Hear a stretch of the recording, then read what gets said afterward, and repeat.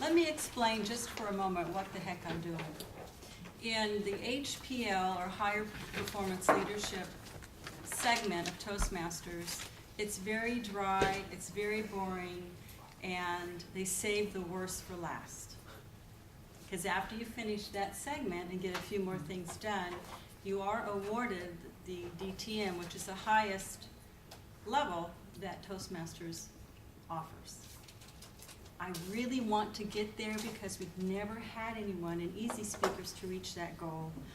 I want to be first in something, might as well be the DTM, right? So that's what I'm going for. So hopefully next year, early next year, I'll accomplish that. And then we can go to the spring conference in Stockton and celebrate a whole table of Easy Speakers, my award. That's my dream. So we'll see. So HPL, you need to pick out a project or a goal or a vision that you have that you can bring in a couple of folks as a panel to help you with that process. And I've chosen hiring process that I did early this year, starting in April.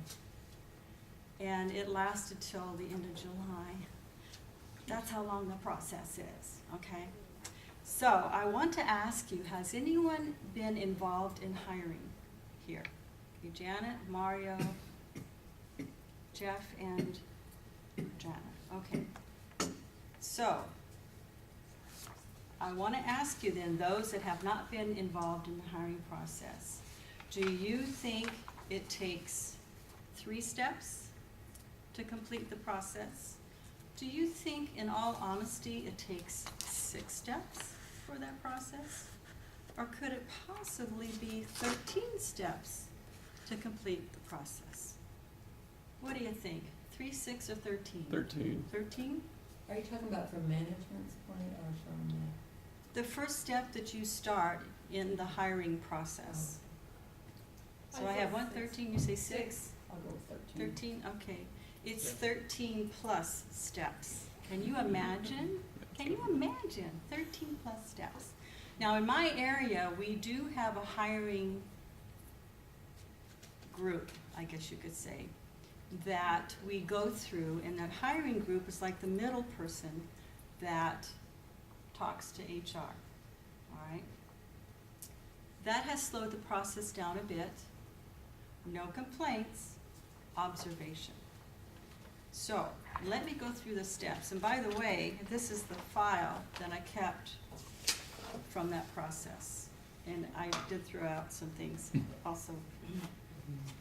The first thing you do is to see if there's a need for a person in your area that's not there. Would this person be filling in a position that someone left to promote or to retire? Is it a new position that's being offered or opened? Just what kind of position is it? With that in mind, you have to write out a memorandum of justification, and you have to put it on paper. It can be very small, but very detail-oriented, so HR understands why you're asking to hire for this position. Once that's reviewed and accepted, then they go and ask for RPA numbers. Now this number is associated with every position we have at the Franchise Tax Board. We're all a number according to our job. It's called a Request for Personnel Action, or RPA number. Then you need to submit a duty statement. Now this duty statement is talking about the position, just what are the particulars of this position that this person that you'll be hiring will have to undertake. And you have to put down everything from time they can start, time they end, how much they're lifting, if they are, does it entail TI work, does it entail paperwork, just the particulars of this position. Then after that, there's a screening criteria. The screening criteria is what the hiring team bases on the applications. So if there's something on the application that is missing from the job op when it goes out, that person is disqualified. So if it matches 3 or 4 points of what's on the job op, then that person goes forward in the screening process to be interviewed. After that, after the screening process criteria is written up, you submit a job op, and that goes out to FTBnet that everybody sees. EEO inquires about that job op, because there's people that EEO have that might need a job change, depending on the criteria of that position. And if there is a person or two that are under the EEO wings, they can call and say, hey, we're gonna put a hold on that, and we're gonna send you a person or two that's gonna come and investigate the job and see if it's a good match. So all of the processes that you've gone through is put on hold until EEO sees if this is gonna be a job match for this person or two or not. That's probably about a week or 2 delay. So once that's worked through and it's decided that yes, it is a job match or no, then you can proceed forward. After that, you can develop the questions. And these are the questions that you'll be asking for the interview. And that's between 7 and 10 questions. 7 to 10 questions. And once you develop the questions, you submit it to the hiring team, who submits it to HR, which reviews it and submits feedback on those questions. So they're either a yay or a nay or a revised. That takes a little bit. In the meantime, you can start choosing your panel.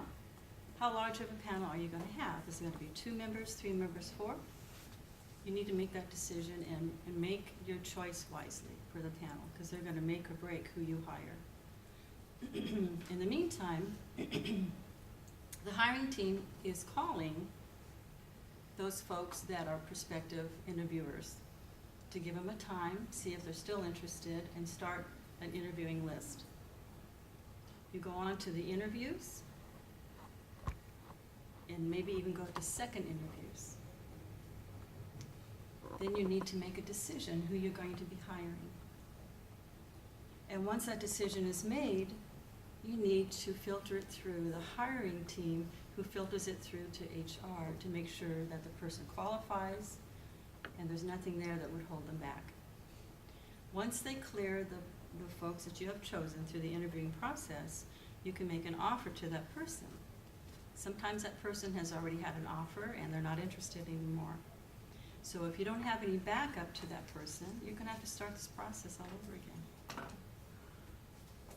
And then there's the end of it all, which is a follow-up. And the follow-up means if there's someone that's calling to say, hey, I didn't get selected, can I meet with you to see why or how I can improve for next time? You do those kinds of things. And also you can call the candidates that you interviewed and let them know that they were not selected. Or you can turn that over to the hiring team. So those are 13 plus steps that one goes through to hiring. Now mind you, this started in April, it ends in July.